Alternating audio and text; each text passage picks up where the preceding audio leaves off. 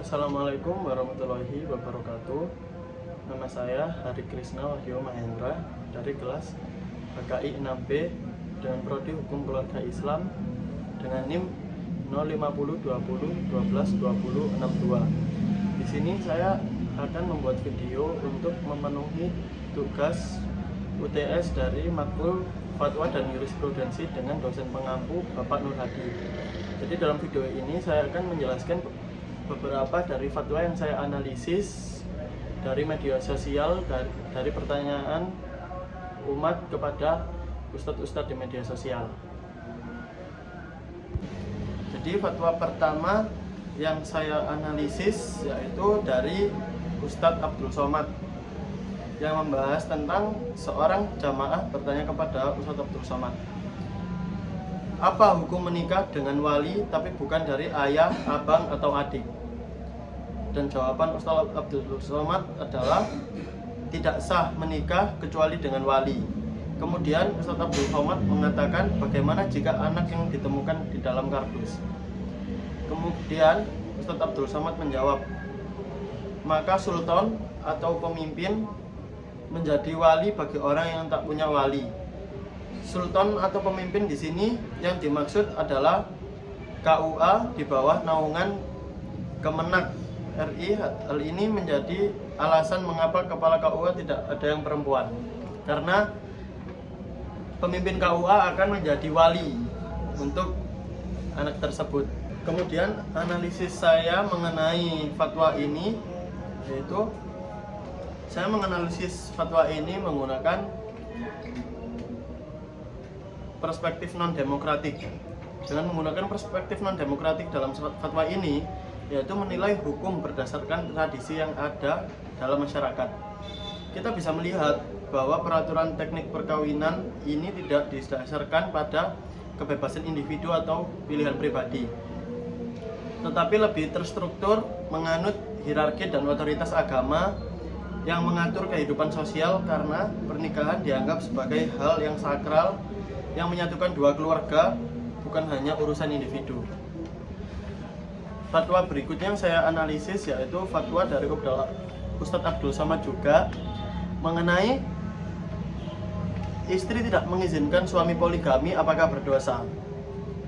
Lalu jawaban Ustadz Abdul Somad dalam fatwa ini yaitu berdosanya sih tidak. Memberi izin untuk berpoligami kepada suami adalah salah satu jalan cepat menuju surga. Namun banyak jalan yang lain juga.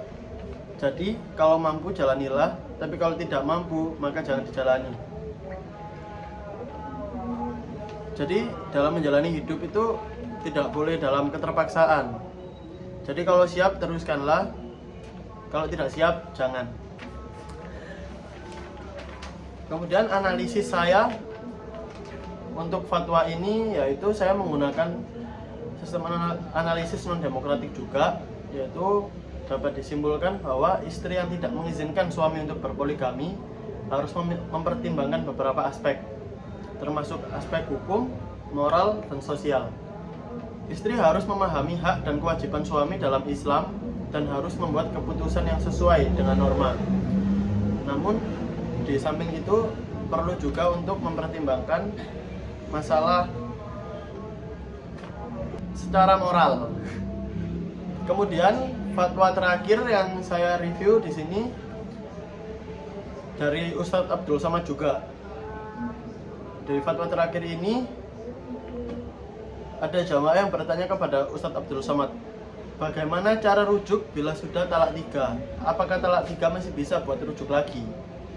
Lalu Ustadz Abdul Somad menjawab, bila suami menjatuhkan atau menghentikan talak 3, atau mungkin suami mengucap atau meminta cerai berturut-turut sebanyak 3 kali. Jadi dalam pernikahan suami mengucap cerai sebanyak 3 kali,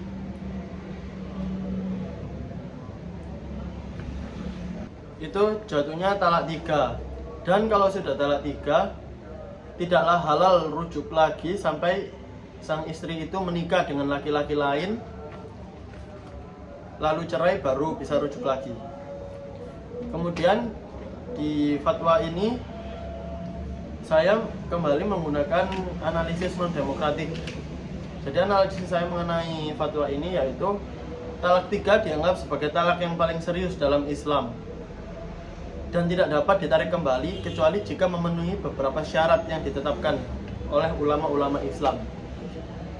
Namun dalam beberapa kasus ulama Islam memperbolehkan rujuk antara suami dan istri yang telah talak 3 jika memenuhi beberapa syarat yang ditetapkan.